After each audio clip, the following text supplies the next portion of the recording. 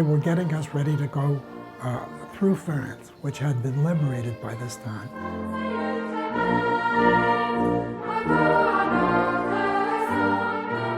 We could not help but think about the soldiers who had landed on the beaches of Normandy. And had really paved the way for us. We know we were going toward Germany, we didn't know where. And I know that when we got to Liège, our truck stopped and people started pouring out of the houses. They were people who were just recently liberated from the Germans. Belgian women and children went down into cellars and cupboards to produce the massive flags, streamers, rosettes,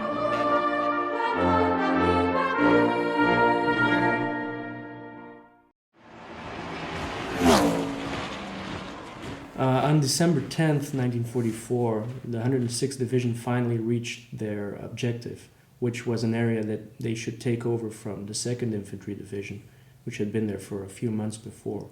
Now, incidentally, Milt's father had served in the 2nd Infantry Division during World War I. My dad was an immigrant. When he came, I think he just spoke a little bit of English because he'd been in England for a little bit.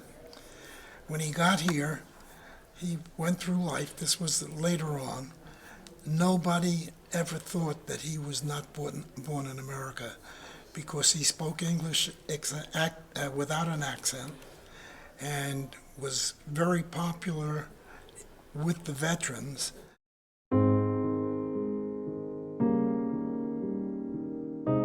He used to tell me about the war. I must have been 2 or 3 years old.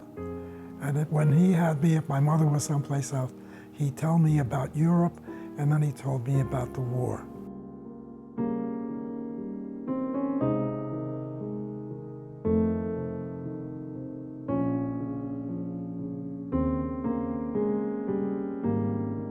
And he told me about certain things where he was sent to get something and bring from the front line, went back to bring something back. And when he did, he used to be able, and I didn't understand this, I don't know why he told me, but he was able to look down where there were bomb holes in the ground, and there'd be like a vapor.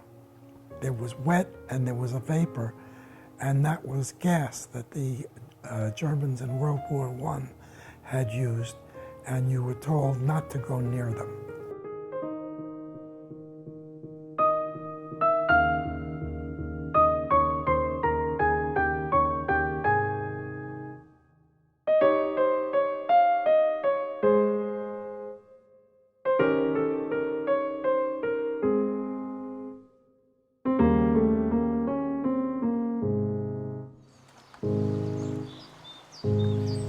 But in case of the 106th, this was a green division, had never seen combat before, so they were put into that position to get acquainted to the European war, to get a feel of what combat in the ETO was like.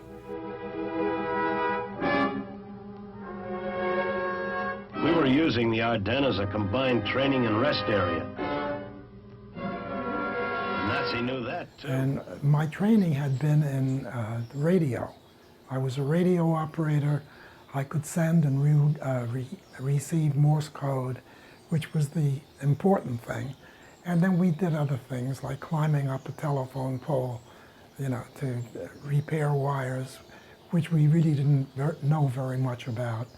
And then finally, we got to this point, and we were among the first to get into the line, but things were very quiet.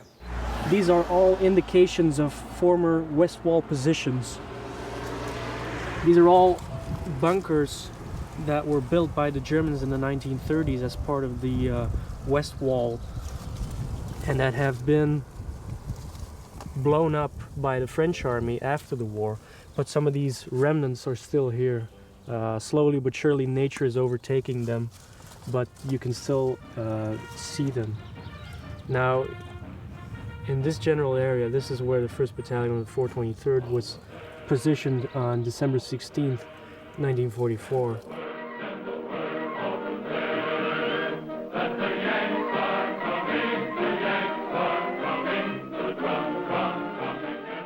Well, the terrain itself would have been very similar to what we see today.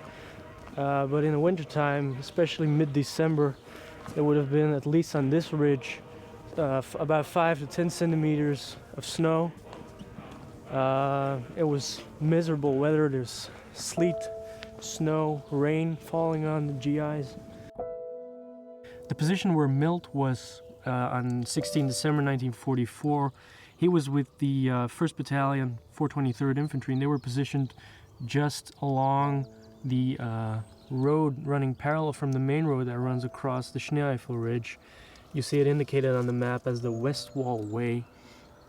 These were bunker positions of the Siegfried Line.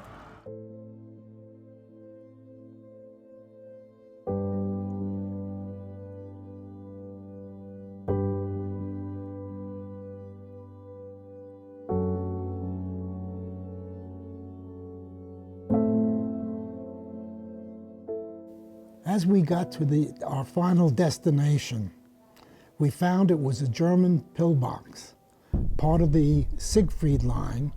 And when we got there and went inside, we were very, very happy because it was warmer, it was getting extremely cold outside.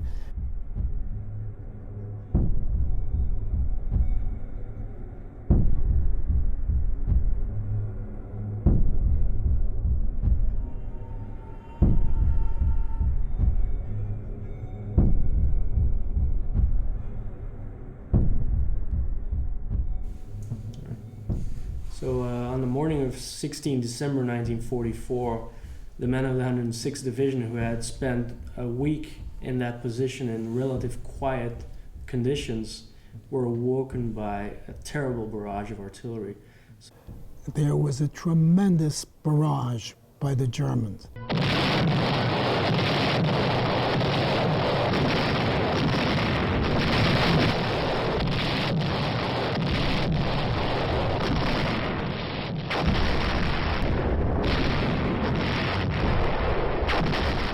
We have seen a year marked on the whole by substantial progress toward victory, even though the year ended with a setback for our arms, when the Germans launched a ferocious counterattack into Luxembourg and Belgium with the obvious objectives of cutting our line in the center. Our men have fought with indescribable and unforgettable gallantry under most difficult conditions. Again, we were on the move, and finally we came to a point where we stopped, set up our gun again. Suddenly we realized that the vehicle that we were next to was called a tank destroyer. It had been hit with what was known as a phosphorus shell. And in the pitch black, all these things started to come out and just go through the air like fireflies. And it was like being in a surreal dream.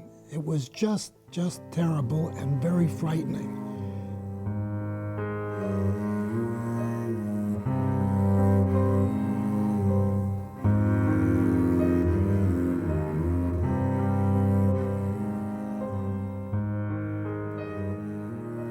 And as we did, and we left that scene, I think our hearts were beating a little bit slower than they had been.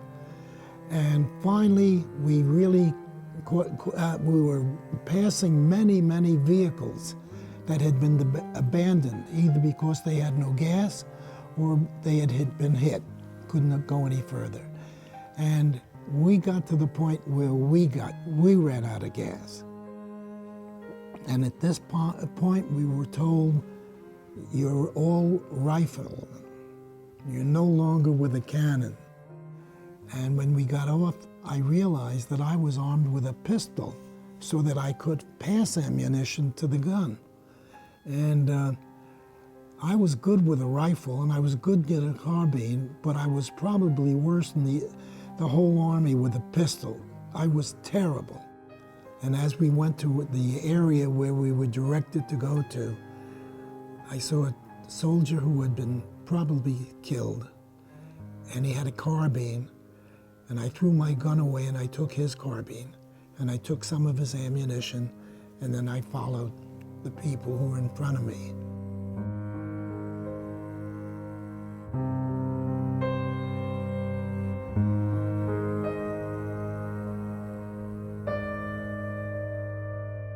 And finally we got to a point where everyone stopped and nothing was going on that you could see. It was the middle of the night. And we just hunkered down, and by now we hadn't eaten in several days and extremely cold, and it was getting very frightening. In the morning and light, I could look around and there were individual soldiers just doing whatever they had to do, but very, very disorganized. And we had gone for a couple of days now without any food, without any sleep. And the thing was completely disorganized. Trucks were off the road. Men were just staying where they were. Now, what happened was somebody, an officer, got up within earshot. I could hear him, and so could a lot of other people. And he said, "Men, we're cut off. The Germans have cut us off. However, we're going to have an attack to the rear, and we're going to fight our way out of this." Okay, well, when Milt talks about being encircled or fighting to the rear, what he's most likely describing is the initial fallback of the regiment once they were realizing what was happening to them by the 17th. They actually didn't receive the pullout order until quite late, and Carl will give the details on that. Yeah, so on the evening of the 17th, they finally get some news back from division headquarters, which they weren't able to get through because the communication lines had been severed. So they get radio messages that are delayed for several hours, and which basically tell them, you are being cut off, you have to move back to the rear and attack the town of Schönberg because the Germans have captured that and are trying to cut you off. And with that, he said, "Who's going to take the right flank?"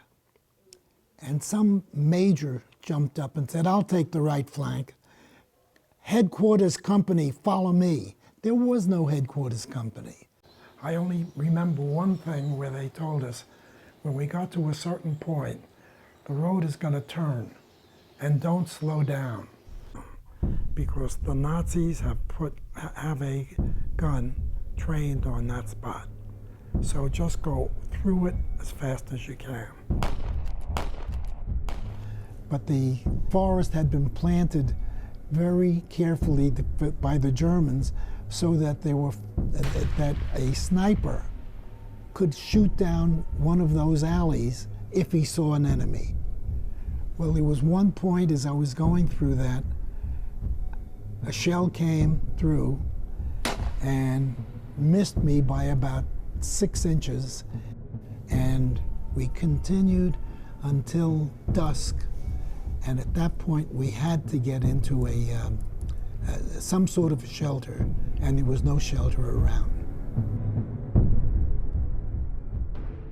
So on the edge of the woods right there behind us at the horizon, you'll see the position where the 1st Battalion of the 423rd Infantry was on the 16th. Now on the 18th, when they start the withdrawal movement and their attack towards Schönberg, they moved down this very road and moved past this village of Oberlascheid, up the hill towards Skyline Drive, crossed the road, moved down into the valley beyond, and headed towards Schönberg.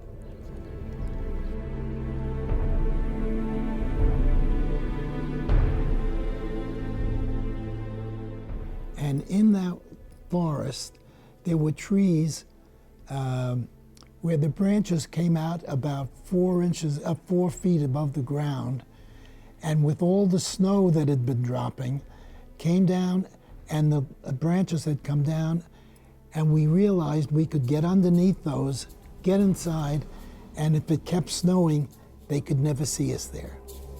And it was big enough for the 4 of us.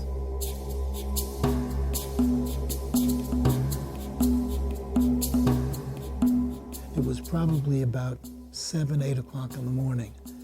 And suddenly things got quiet.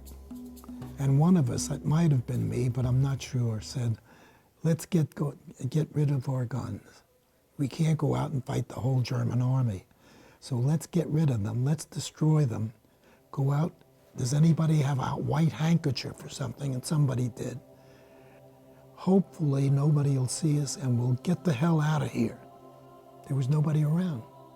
And we started to go up this hill, and we were running up the hill, and we were getting just to the top of the hill where we could see over it. And there was a convoy of trucks going down that road. It was the German army moving up. And just at that point, we heard somebody yell, "Halt!" And of course, there were 4 soldiers, and as they got closer, we saw that 2 of them looked as if they were 65 years old, and 2 of them looked as if they were about 16.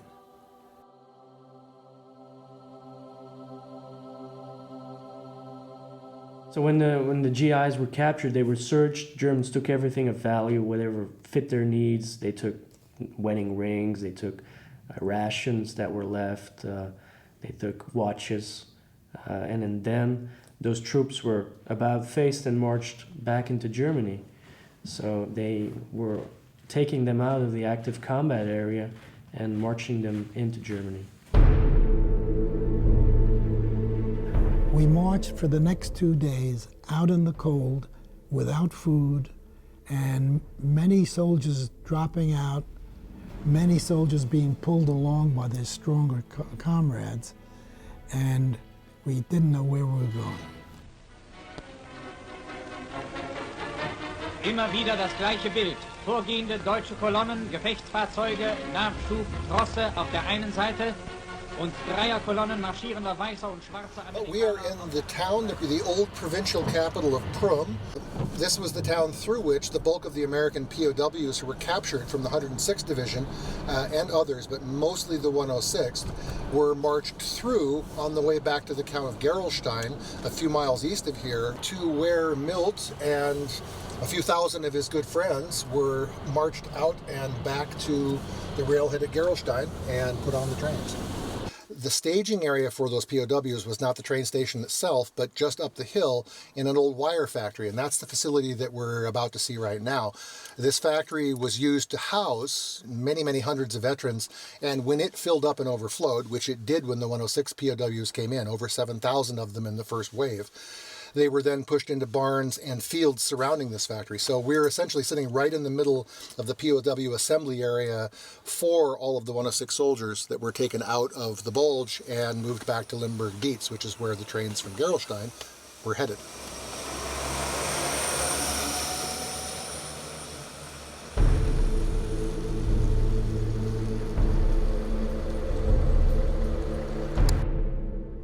We went in our boxcar, we had about 80 men.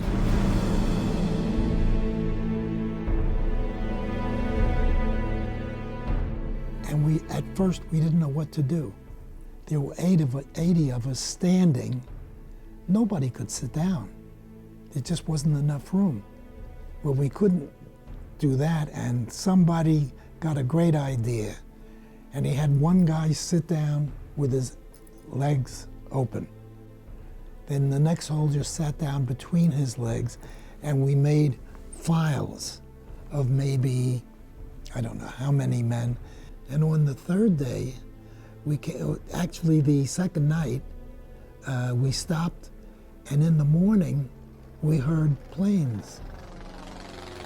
The weather changes, and the skies open up, and the Allied fighter bombers, which were grounded before due to the weather conditions, the heavy fogs all across the battle area, they're now flying again. So they're searching for targets of opportunity, and they're hitting the rail yards. We started a cheer until suddenly a shell came through our boxcar. We all hit the ground, and somehow somebody broke out of our boxcar, or another one, or maybe a guard who was not really all bad, opened the door. I don't know how, but the door was open. Now, unknown to them, they encounter these trains, which are often filled with boxcar loads filled with American prisoners. So as these fighter bombers come in, they strafe the trains and they kill friendly troops unknown to them. We were just a scramble of men, and as we got out, there was another pretty smart officer who started to yell at us and told us to get into a position where we spelled out PW, not POW, PW, because that's what prisoners were in America were called at that time. And we finally did, and then planes would come down and wiggle their wings and off they'd go.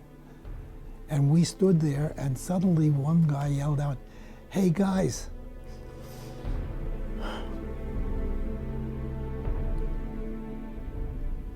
it's Christmas Day."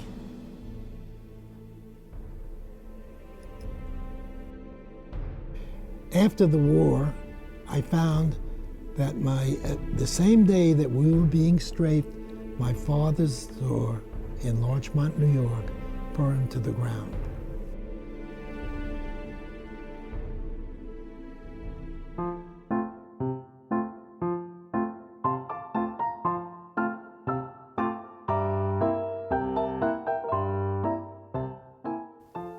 It was a peculiar store. It was just a plain old candy store. Of course, we sold a lot of newspapers. They had a little fountain and so on, but that was the big product. Well, the store opened at 6 o'clock in the morning because that's when the News and the Mirror and the Times came in, and people were on their way to work. People would walk up, leave their money, take a paper, and that's the way it was. Nobody took money from the stands. It was a different time. Are you taking pictures of me? Now you're going to keep them up at night.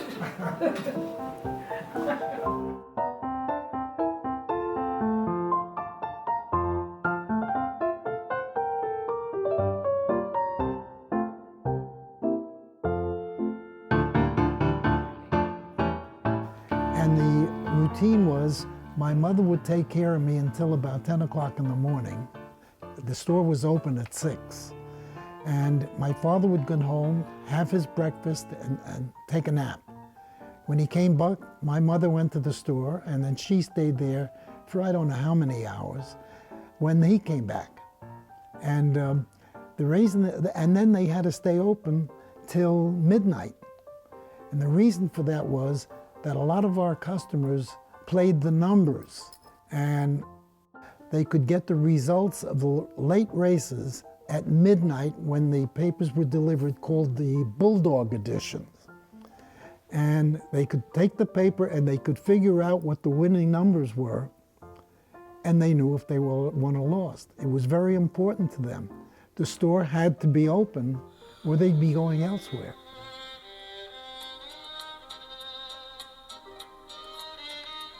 Yes, yes.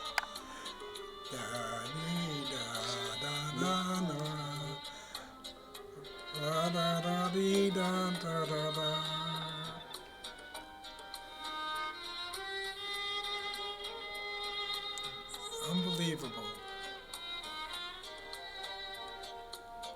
This actually takes me back 91 years. I was 3 years old when he used to sing it to me when I was sick. I mentioned that I was a sickly kid. By the time I was 4 or 5, I was getting more normal. And then my mother became pregnant again. And I was probably 6 years old when my brother was born. Then, about 2 years later, he came down with an illness.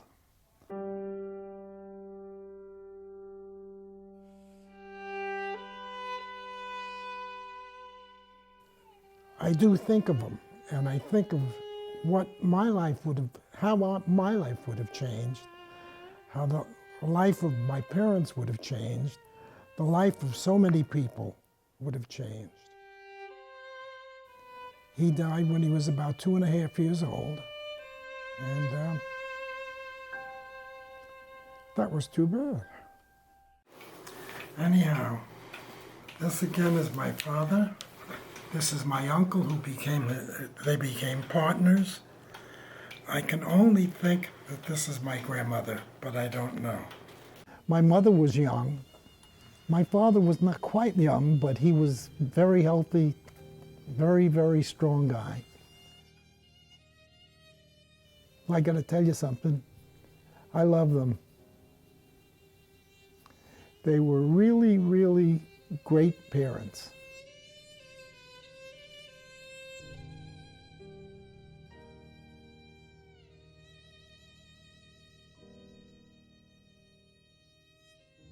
During those years when my brother was around, the neighborhood that we were in started to change. And the neighborhood was mostly German. And as we got into the very early 30s, or even 29, they started to show their appreciation of Hitler.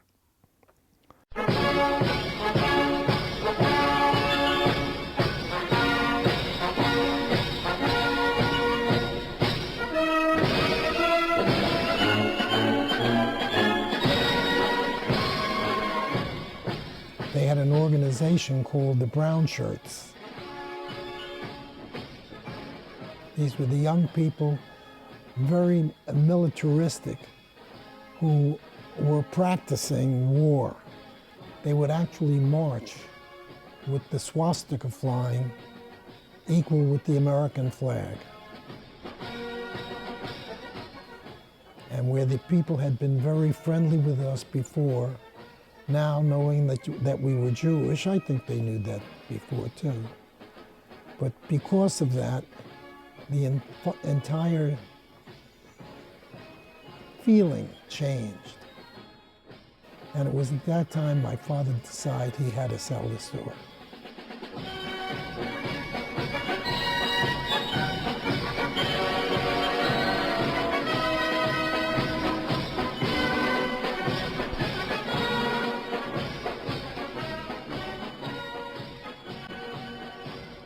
And we moved to a neighborhood near my grandparents that was basically a Jewish neighborhood. And shortly after that, we were only there for a short time, my father and his brother found a store in Larchmont, New York, and that's where I lived the rest of my young life.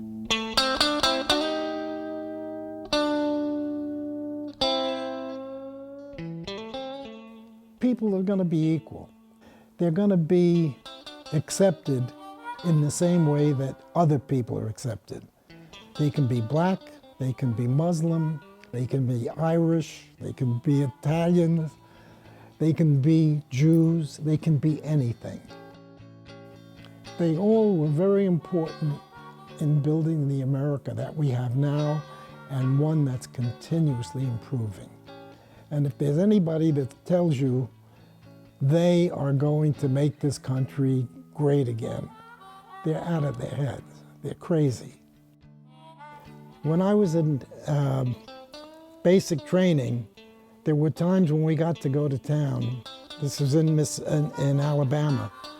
And one night or afternoon, we went to a movie in a movie theater, and it suddenly occurred to me that German prisoners who were being held in our camp were sitting on the ground floor in the orchestra with us.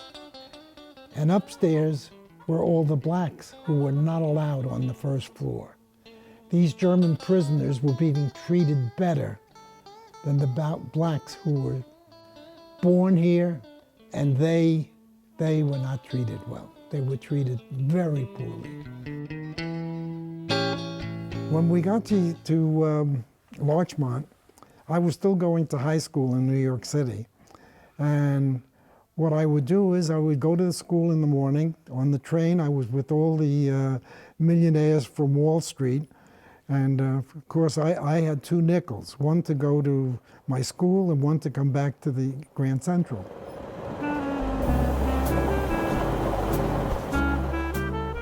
On certain days, I would go to this building in Manhattan to pick up sheet music that we sold in the store.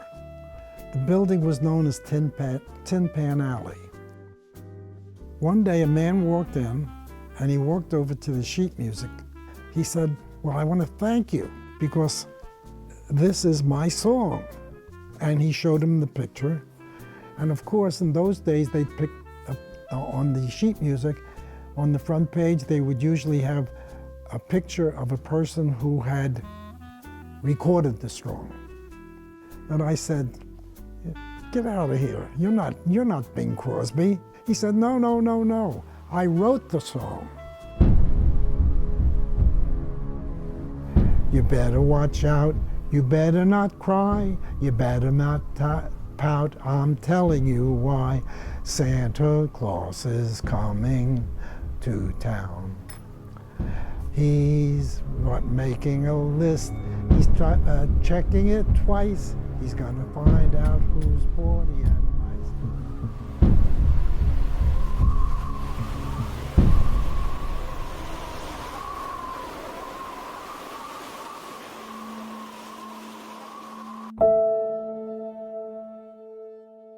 So after the strafing incident happened, the German guards appear again, and they're ordering the prisoners to march to Koblenz. So on December 27th, they finally reach the Rhine River at Koblenz.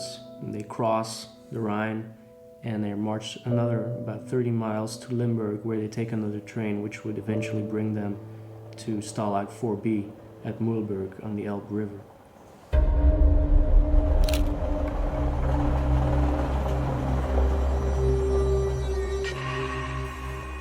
When we finally arrived at the prison camp, it was still snowing and it was still very cold, and the Germans had us standing outside of a barracks. We didn't know what was inside. And little by little, they were letting groups of prisoners go in, and when it became my turn, I went in, and I found myself in an ordinary barracks, but there were 5 or 6 desks with officers behind them. They were in British uniforms, and they were speaking English very well. And I thought there was something phony there. I thought they were really Germans, and this was a trick. Well, the British troops who were there, they had the camp system running to their needs because they had been there since the beginning of the war, since 1940. And now 4 years have passed, and they had devised a system. So they basically ran the camp inside their own compound. As I got up closer, I could hear the answers. They would say they were Catholic, Protestant, Hindu, anything but Jewish. And I was actually at that point a 19-year-old kid, and it was making me angry. When it came my turn, they asked the question, same ones, name, rank, and serial number. Where do you come from? Sorry, sir. Milton Feldman, private, 131-84815. At that point, he went to the next question and the next question, and I kept answering, sorry, sir. Came to religion when I answered, sorry, sir. When I was finished, he stood up and he came over to me, and he looked at me, and he said, "How long haven't you eaten?" I said, "Since December 15th. So I'm going to ask the questions again. If you don't answer everyone truthfully, you will not eat for another month." So when it came to it, he said, religion. And I said to myself, I'm not going to lie, I'm Jewish.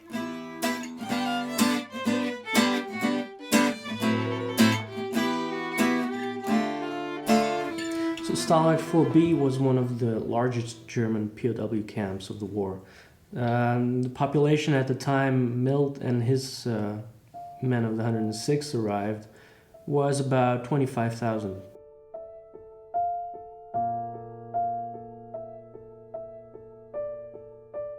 The barracks that were there were not adequate to house that many prisoners, so men were doubling up on bunks.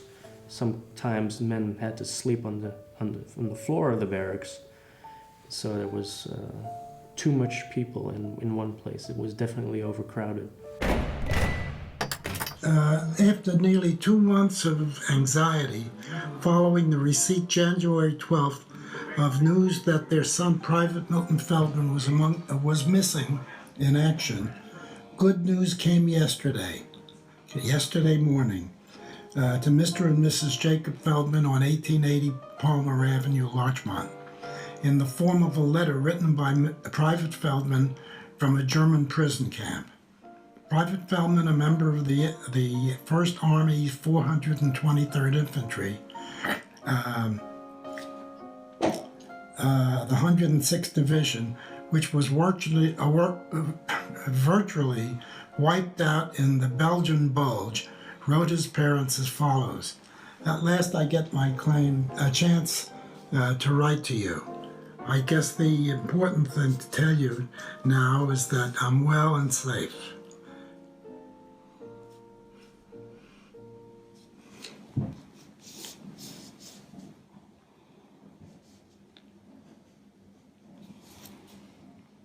I hadn't read that in a long time.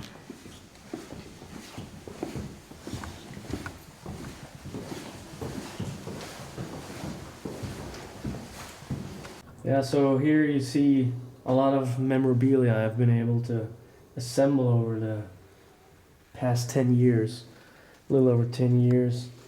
It's all directly or indirectly related to the 106th Division and their experiences either as POWs or from the fighting in the Ardennes. These are some items related to the life as a prisoner of war. On the top shelf you see the British Red Cross parcel, and these were the kind of parcels that the British troops at Stalag 4B shared with the American GIs as they came into the camp. On the right here you have a uniform from a soldier, and this was a uniform of the captain of the 106th Division. Here I have a copy of the Berlin newspaper of 28 December 1944, showing the cover troops of the 106th Division walking into captivity, and the title below the photograph says, "From Stars and Stripes to White Flag."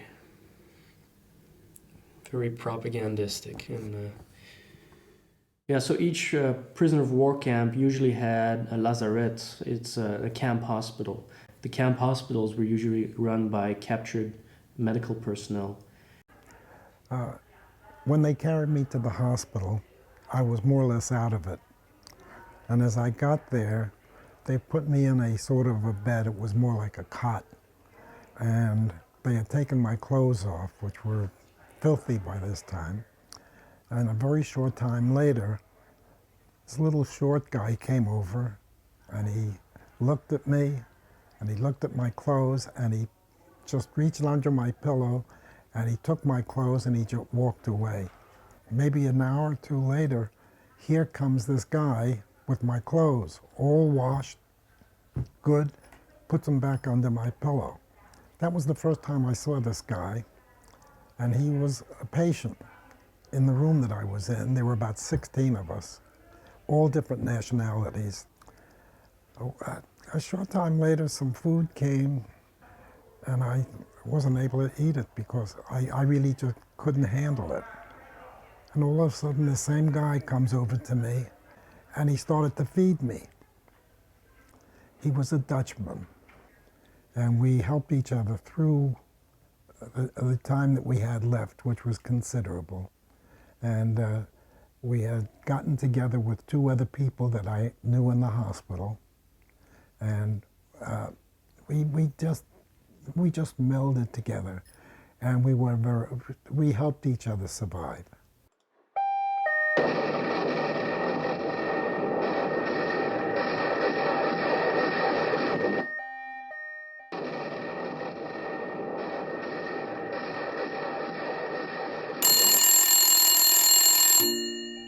Hi, Milt. My name's Kerry. I'm Jimmy McCormick's son. I think you guys have spent a little time together a few years back, and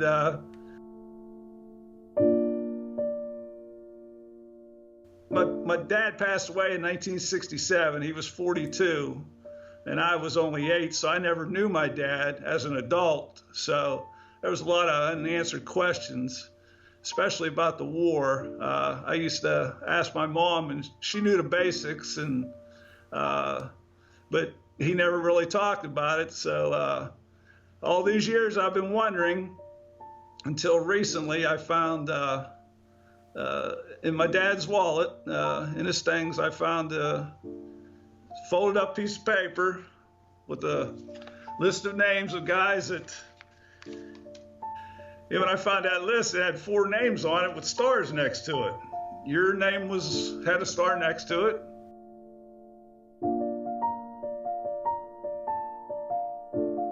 I figured since it had the stars, you guys were pretty close while you were at the POW camp. My dad must have taken out this list because you guys were really important to him. You guys probably pulled together, that bond you guys have. Recently, Milt, I found this letter from a guy from The Hague. His name was Mr. Beek, and I think you referred to him as the Dutchman. Well, my dad was in the hospital. I'm just thinking, off the top of my head, that's probably where you guys all met. And that letter actually pulls it all together. It pulls Mr. Beek, my father, and you, Milt, together in that letter about the POW camp, and I think it's priceless. Milt, you probably heard a lot of stories from my dad. You probably also heard that he opened the way. He was Omaha Beach on D-Day and went through that terrible carnage and somehow survived, and you guys ended up meeting later on down the road, and you guys got the job done. That's all that matters. And the whole country, actually the whole world, is indebted to you guys. I'd really like to meet you sometime and look in your eyes and shake your hands and thank you for everything. And but we'll see you when I see you then, I guess.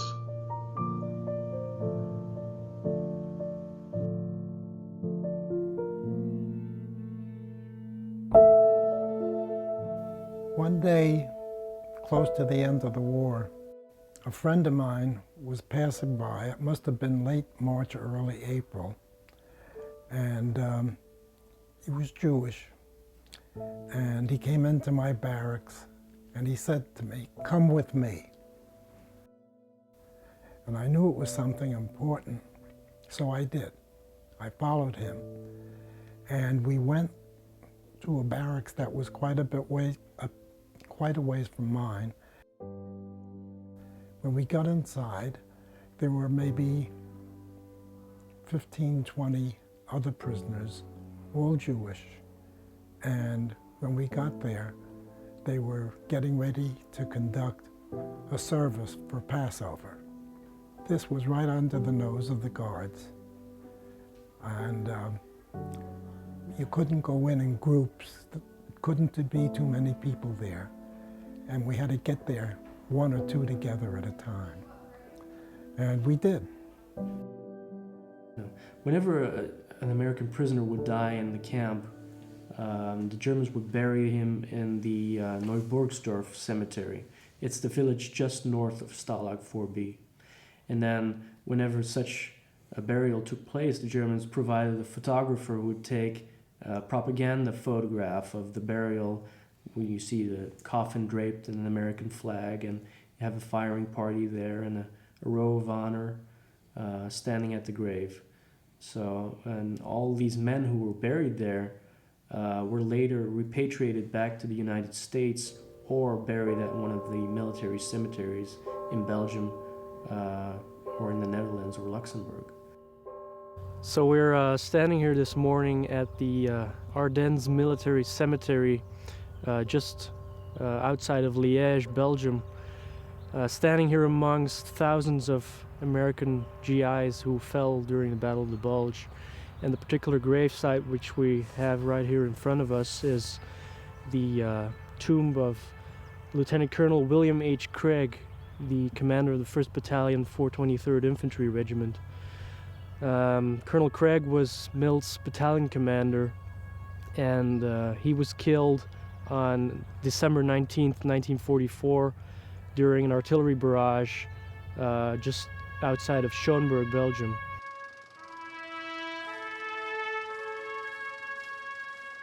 Around the beginning of April, I think it was April 12th, and the word came out that he had died. And without our knowing it, but a group of prisoners, a fairly large group, decided to have sort of a memorial for him. We had nothing that would connect us to any kind of a memorial, but we got together, a good part of my part of the camp.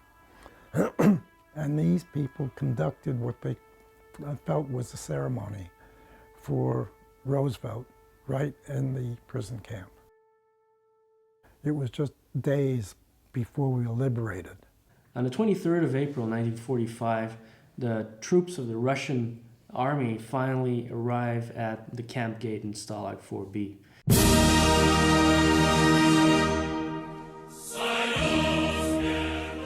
A Russian soldier on a white horse, no less. He just rode into the camp like the Lone Ranger and armed to the teeth, came into our camp and in effect let us know we were free. Our guns laid down, the air was still, no one tensely waited. Man loved man, and all mankind. 'Twas hate the world now hated. Returning from fear and death and pain, some whole, some missing parts, each man knew his brother's soul. There was love in all our hearts. The years had sped beyond our grasp. Time seemed so brief, so lost. We'll not waste a minute now. We'll live whate'er the cost. The grass is green. Seems years have fled since last I saw it so. Guns had been my weapons since. Now the spade, the hoe. Dear God, let this not be a dream, to flee with the coming light. Dear God, let this become our hope, and end this awful fight, and strike into the hearts of men thy love, and as we roam, oh God, take care of all of us.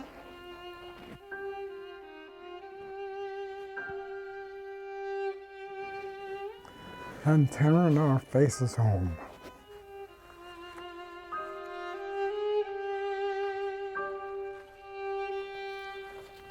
How do you feel about the poem? The same way I felt when I wrote it. I think it's a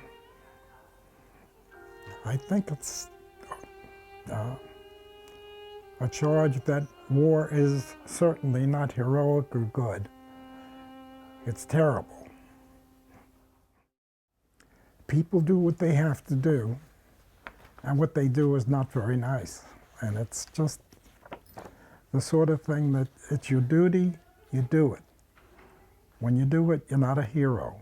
If you're going to be a hero, you've got to do an awful lot of things, and I know some heroes. But the idea of war in itself is a terrible thing, and yet there are times when it has to be. If we get into wars where they're not necessary, then it's absolutely stupidity. Something is wrong. That's the way I feel about war.